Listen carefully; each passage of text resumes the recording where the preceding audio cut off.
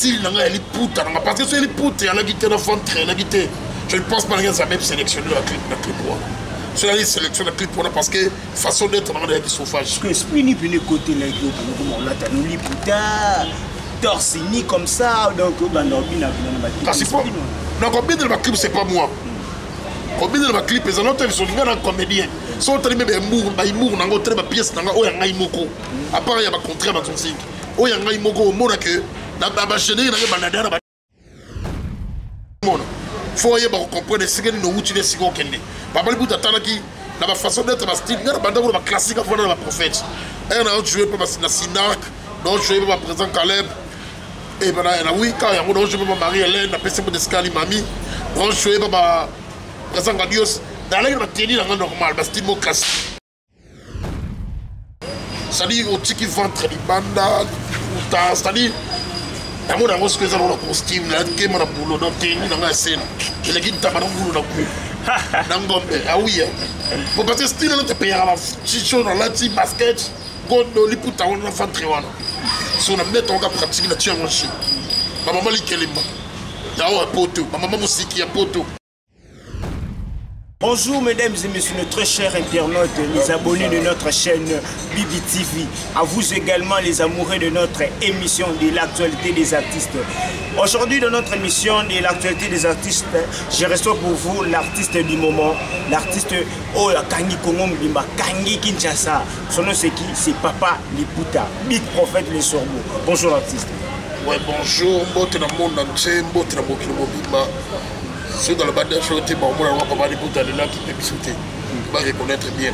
Quelqu'un m'en file, baquette du Foman, arme lourde de vautour, 555, arme baisse de chapelet, charge, document.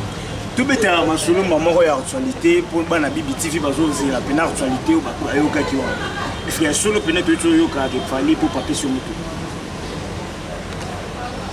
Ce qui est ça, bolam, monsieur, ça bolam pour na part, papa de puta, bas salanga bolam, bolam aboyate. Moi bolam, aboyate, bolam, ça va fruit à moussala. Bénéfice à moussala, ça bolam, bénéfice à moussala à bonheur et non malheur. Ça dit moutou, oyo, à aucun asala, papa de puta bolam, asalanga qui crasse mo, asalanga faveur. Aboy en pourquoi? Et en plus, quand on a mon abandal, aigle pas mon abandal, la paix c'est un peu de scali. C'est normal, c'est tout ça dans la gabon. Un artiste comédien, artiste musicien, soit ça les gars pourquoi au moins il faut pas comprendre que l'on m'a quoi mon toi ça le faveur pas ça le gars bola moi ça te faut c'est le ça la faut des services bon nous sommes autant la capacité de travailler au la façon d'être aux autres déchaîner stylo y nango te bouton mériter mon bonheur la bête à ma beaucoup la avantage la malheur la bête à sur ma beaucoup côté c'est ça. Ah, il y a solo à travers, il y a fait que après c'est là que à travers il y a Moussala, il y a Moussala qui bien n'engagé. Comme Moussou Obé grandeur, il y a Mamouno ça. Capacité à grandeur, il y a fait beaucoup pour grandir à la rani. Il faut beaucoup coller. Capacité à vie à grandir à la rani. C'est une opportunité. Nako, koye banani osali. On va parler pour ça. Allez on a ça comédien oyo. N'a pas de pierre mouké parmi Banzoko si d'abord tomber bandako. N'a pas de pierre. Alors pierre on a des côtés. Alors raisonnez. Et ça déjà d'autre part bénéfice pénal avantage mais bon art la biso. Bon ce moment un bon comédien bon artiste pardon de chaque artiste tout en général faut un esprit de créativité. Sans un esprit de créativité on s'est limité. On a un esprit de créativité pour imiter, on s'est limité. On a créé un cas. On s'est limité. C'est ça quoi. Mais tout le monde écoute des leaders à Minen et à Mboka. Des leaders, ça qui peut figurer dans la clip, mais opportunité, on nous a à travers les aigles, aucune opportunité. On m'a dit vie à Moutou. Et il y a un fruit à Moussala. Au moment il faut aigle bon limité aigle na carbo c'est le pan bolo bani aigle tali mano mérite le pan bon ce bébé ne file tali la pesa mbote sigali atala bino bali puta na beto carton balinga ba bloro wana te on m'a dit ba tuana balinga ba bloro atembete Pour sortir tembe. Au lieu de face. Et quand on lit à peu face, papa le bouton yana. Méritez mon bonheur. Et ça, c'est comme ça, sa fille. Il faut y aller. Il faut y aller sur le télémi. On a réglé même baquet de voix. Mon père, il y a un monde préféré dans la carte. Merci Papa Liputa. Si vous maintenant ma solo, il y a un clip aux autres bina aux bina trop na clip. Donc on va solliciter tout le monde dans tout le monde début ça va fouiller mon sang. On a comédie dans dansertie. Façon d'être style n'enga na ya nango, na combiner la comédie na danse.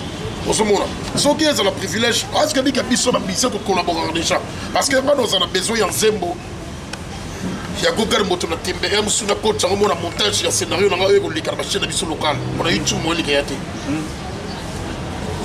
Google Pay on s'appelle la besoin musu ya papa Liputa a presté sur la clip na yi c'est tout travers la collaboration on s'en reprend si on dit que c'est un scénario c'est vous papa Liputa papa Liputa soyez potoyo assez bien na sala wana et qui est bien le scénario na biso ya na à part réalisateur de la télé, son ami ici après ailleurs foyer, c'est ça.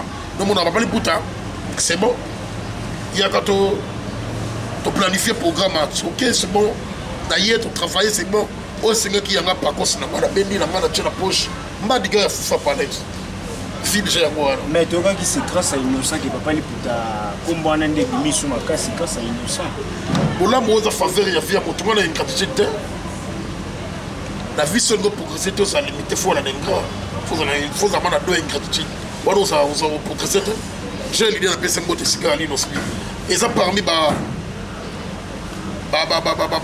Pierre O et faire biscuit à ma casse de carrière dans la style dans la Liputa. Parce que si la Liputa est reconnue de bino ma casse de banda. Il y a eu trop YouTube par rapport à la chaîne locale. Et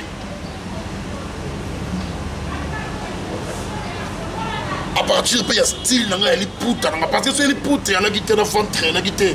Je ne pense pas que ça même sélectionné la clip c'est la sélection de la clip parce que façon d'être dans la chauffage. Parce que l'esprit n'est plus côté là, on a tanu Liputa, torsini comme ça, donc on a c'est pas. Non, combien de ma clip c'est pas moi. Combien de ma clip les autres ils sont des comédiens. Sont allés même mour dans notre pièce dans la oya moko. À part il y a ma contraire dans son signe. Oya moko au monde que dans ma chaîne il y a banana dans danse. So bête même la chaîne on papa les puta TV. Au monde la blog mingi besa beaucoup mingi style de danse. Par les artistes et comédiens danseurs parce que dans la ligue beaucoup plus ma danse. À travers souffle dans la moi ma danse. On sort bon non mais c'est pas c'est localisé ma mission habitant papa les puta. Et avec un bien parce que dans Congolais. Ma mission tout d'habitude de la jeune poste mettre à Charlie. Ils n'ont subi l'idée à ça Congolais. Bila fila za Congolais. Kabosé à ça Congolais. Nani tous les missions habitent dans le Congolais et ça rend avantage. C'est totali la baisse même de cigare ali. Espoir à ça Congolais. En carton mi à Londres. À Congolais. Ni qu'est-ce qu'il y a Kaïda on peut mettre de télé le clip. À ça Congolais. Et Tiso à ça Congolais. River à ça Congolais. Timis à ça Congolais. Association Fabulous Baba Congolais. Salut. Tout le monde a Congolais. Les avantages qu'il y a. Il y a biso. Ce bon sang bon là vous te faire n'a pas y a pas les puta. Et ça pour le métier dans les qui liboson. On est à Mboka, c'est ça. On est à Mboka. Je salue la patronne de la chaîne Bibi, Madame Bibé. Madame l'émission en direct. Faut dire Madame Bibi. Comment dit Papa Liputa? Madame Bibi, Papa Liputa. C'est l'actualité des artistes. Papa Liputa. Ma fille. Mon coordonnateur. Coordonnateur Comment dit Papa Liputa? Charge. Ok. Tu as sous la Papa Liputa, le solo Italie carrière naïe, les bandas qui a commis le logo Yassai. Papa Liputa. Ça a été comment le début de ta carrière? Ce n'était pas facile. Au moins, la facilité pour accepter la famille, la culture, accepter mon amour, par rapport à la vision de mes parents, elle a beaucoup plus. Tant que Chico, à l'ingénieur, soit autant que Chico, un jour à la DG, soit à la ministre. Aux hommes, il y a une facilité. Mais le rôle de boulot, baparent na comprendre que oui faut te pesa comme pifo pour bakalikili babete na nga ya zambete ne bapesa nga pifo babite kende liboso même pas na jouer la mose à mère matali non en tout cas soit pifo pour un pouvoir ouais parce que tellement même t'as pesa un pouvoir ça passe pour jouer mais tu es pas que na li peut-être tu es pas ba serment buzanga na wazaki prophète voilà nous jouer le prophète ils sont bon c'est la vie en mon vie on regarde vie la Christian on suit la Patrick et là il y a mon personnage moko au ce monde faut y comprendre ce que nous utilisons si on kende papa le bout d'attendre qui na ba façon d'être ba style na banda ko ba classique avant na ba prophète et na jouer pas na Sinac donc jouer pas présent Caleb et ben na oui quand ya on jouer pas Marie Hélène na pese de scali mami donc jouer pas présent Dios dans les tenir dans normal ba style classique d'ailleurs ça la bilan donc et wapi donc so wapi combo fait tangama attends le chèque ba comédien mais combo tangami kaka comment les gars qui me manquent ce qui me manque si dans le fond de bouler à fond d'ailleurs le style haut et salaté il y a autre dans début un vrai comédien soit un vrai artiste il faut ça ta créativité non pour imiter il y a mon le bambou qui presque tous les comédiens imiter ma style ya bat presque ton ami presque paye mon tata moi 10 même créer un bango dans ce que yo bimina wa yoti voilà la wangai la parmi qui presque wana ton ami la presque la tout le monde qui presque mon nom petit gani bana style là ba biso beto na kati et mon ninga na idéologie nanga ya pas idéologie pas no na bandi yango pifo pe na ko so na famille pifo na ko so papa li puta ba me ba pifo so ali puto c'est la carrière ya mon chèque na guerre passe parce que ça pifo na ma mère tapé toujours petit à petit à la fin de notre émission de l'actualité des artistes. Alors, Papa Liputa, mon message que vous avez ça n'a pas Mickey Orlando, on dirait que la BBTV. Bon, comme message dans la BBTV, Papa Liputa au Regimel, l'homme du pendant, on a mangé, on comprend bien. Papa Liputa l'homme du pendant, Papa la BBTV, Bolamou, beau continuer au sein de la Papa Liputa. Bolamou, la salle on a travaillé par moto à bosser. La vie sozo bosser no mona avantage sozo bosser tes passe pour dans litanga ya bonheur tangelo na butu même attends moi bato ba botama na vie ba kuta bituka on ba kuta pango na suko no ba finira par ni ko chiter et pourquoi et bi force d'énergie dans le calarté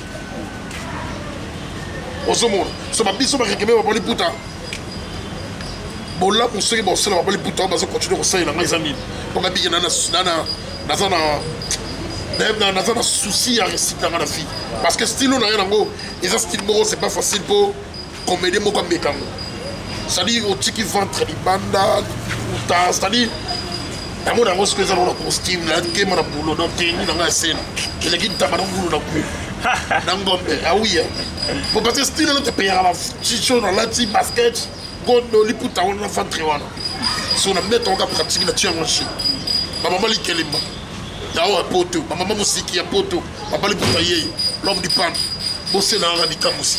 Ok. Dans la besoin de bikamusi. En tout cas, aigle,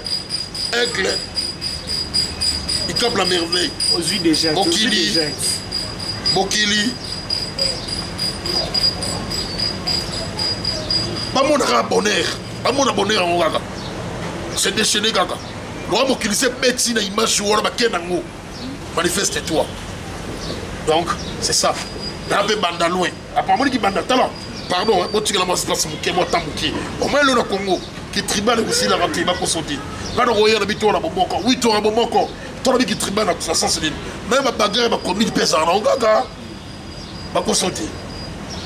Alors, tout le monde qui est présent, Maréchal Mobutu perd son âme présent, la mise en cas prêtre, dans ma famille, bon moko, congolais, bon moko. Mais tout le monde était. Et je joue avec un rôle, d'autre part. Donc, nous sommes un yolo, nous sommes un goto, nous sommes un bandal.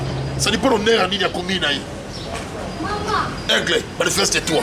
Ok, lycée lobby. Après, si numéro de téléphone. Non, on a des annonces dans l'émission. Ok, merci.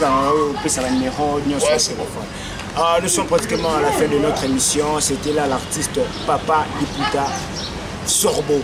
Donc, restez toujours branchés sur BBTV. Donc, les abonnés de notre chaîne YouTube. Nos très chers internautes, là, BBTV, donc restez toujours là et suivez chaque samedi à partir de 12h votre émission de l'actualité des artistes. Ouais, donc, nous on a un téléphone, ça, maman Mosiki, maman Likénemba, Poto, mon entier, papa de Poutaïe. bolamu esalama kaka donc on a contact eza oyo wana besoin nasala baganga bien bafilme bien parce que nakomaka bien basala yango na bachaîne mosusu baintervention baartero bokolinga ezo dépend na bino kaka oyo koloba na papa liputa kosala yango numéro nange eza mpona bacope baclip babible baspectacle naza dispo numéro nange eza plus 243 ya wili mosheni mpo na mboka 89 66 75 222 plus 243 89 66 75 222 naza mpe na studio nazobeta mikete du chien nayembeli Eric Bandala na Bedachou na Junior Lembalemba honorable nous nayembeli trio wana donc bientôt bozwa mikete du chien bosunga papa liputa ye Yurikemen je suis dispo naza mpona bino bosunga kaka napesi mbote nanga na Norbert Misaka apôtre Misaka papi Misaka chéri mwa motema mabe ya famille Kardashian napesi mbote nanga na Mamadou Ariso ya Bibi Chamala Egreshon mbote nanga na Bibi TV babi chaîne yango yo bokele musika te botala la chaîne oyo pour ça l'actualité bien surtout sans polémique donc bote nanga liso nazo déchaîner kaka bote nanga liso na pesi na document page livre il faut fungola la document pour pas comprendre les bote nanga pesi na cordon donc cordon na biso ribin cordon ribin défouetté tout ça kaka bote nanga na joli mayana masango à foi Veka Salopard, Mireille Sandoukou, Maman Nanga Choli Mayala Lissousou, tout le monde, Maître Kadeche Bador, 7e bagarre Yambiché. Là du tout, les Slim, Eboa, Tchokoli, Mobutu, famille, Eboa, Nyoso, Naligarabino, Tro, Gayeyo, je suis là. Merci, c'était là l'artiste de l'actualité, Papa Liputa. C'est tout, hein. Tous les musiciens, tous les musiciens, Aigle, tout. Merci. Merci tout le monde. Merci. Nous sommes pratiquement à la fin de notre émission de l'actualité ici en BBTV. Restez toujours branchés sur notre chaîne. Bye.